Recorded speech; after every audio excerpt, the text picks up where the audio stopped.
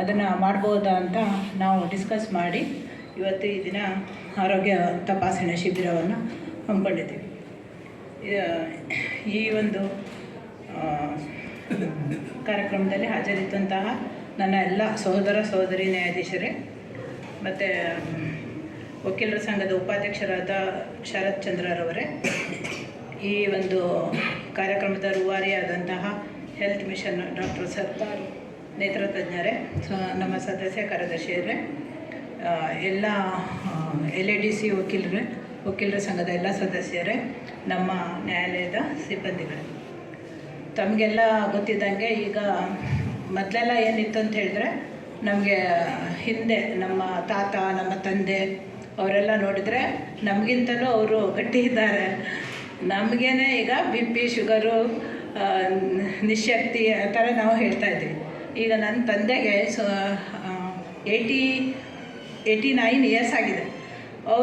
ಅವ್ರಿಗಿನ್ನೂ ಯಾವುದೇ BP sugar ಏನೇ ಬಂದೇ ಇಲ್ಲ. ನಾವೇ BP ಶುಗರ್ ಮಾತ್ರ ತಗೊಳ್ತಾ ಇದ್ದೀವಿ.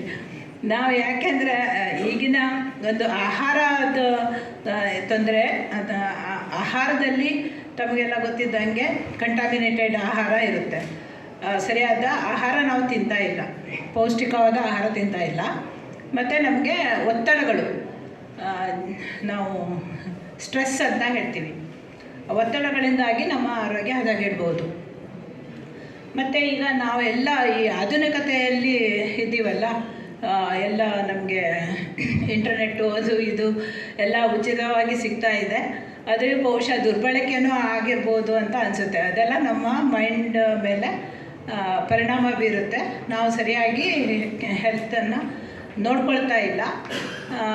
ಮೊದಲಿನ ಹಾಗೆ ಕಷ್ಟಪಟ್ಟು ನಾವು ಯಾರೂ ಕೆಲಸ ಮಾಡ್ತಾ ಇಲ್ಲ.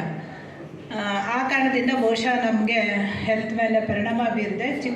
ಈಗ ಯಾರು ವಯಸ್ಸಾದವ್ರಿಗೆ ಮಾತ್ರ BP ಶುಗರ್ ಬರುತ್ತೆ ಅಂತಲ್ಲ, ಚಿಕ್ಕವರಿಗೂ ಕೂಡ ಬರ್ತಾ ಇರುತ್ತೆ. ಹೃದಯ ಕಾಯಿಲೆ ತಮಗೆಲ್ಲ ಗೊತ್ತಿದ್ದಂಗೆ ಎಷ್ಟು ಕೇಳ್ತಾನೆ ಇರ್ತೀವಿ ನೋಡಿ. ಹಾರ್ಟ್ ಅಟ್ಯಾಕ್ ಆಗಿ ಸತ್ತೋಗ್ಬಿಟ್ರು, ಇನ್ನೂ 30 ವರ್ಷ 35 ವರ್ಷ 40 ವರ್ಷ ಆ ಥರದವರು. ಅದಕ್ಕೆ ಯಾಕೆಂದರೆ ಆರೋಗ್ಯವನ್ನು ಅವಾಗವಾಗ ತಪಾಸಣೆ ಮಾಡಿಸ್ಕೊಳ್ಳೋದು ಒಳ್ಳೆಯದು. ಆ ಒಂದು ದೃಷ್ಟಿಯಿಂದ ಇವತ್ತಿನ ಒಂದು ಈ ಹೆಲ್ತ್ ಮಿಷನ್ ಅವರು ಉಚಿತವಾಗಿ ಎಲ್ಲ ಆರೋಗ್ಯ ತಪಾಸಣೆ ಮಾಡ್ತಾ ಇದ್ದಾರೆ.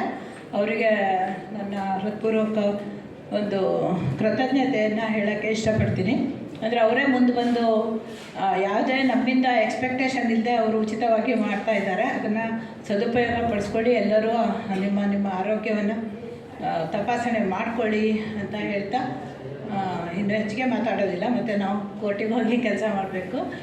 ಇದೊಂದು ಈ ಪ್ರೋಗ್ರಾಮು ಸಕ್ಸಸ್ ಆಗಲಿ ಅಂತ ಹೇಳ್ತಾ ನನ್ನ ಮಾತು ಮುಗಿಸ್ತಿದ್ದೀನಿ. ಜೈ ಹಿಂದ್.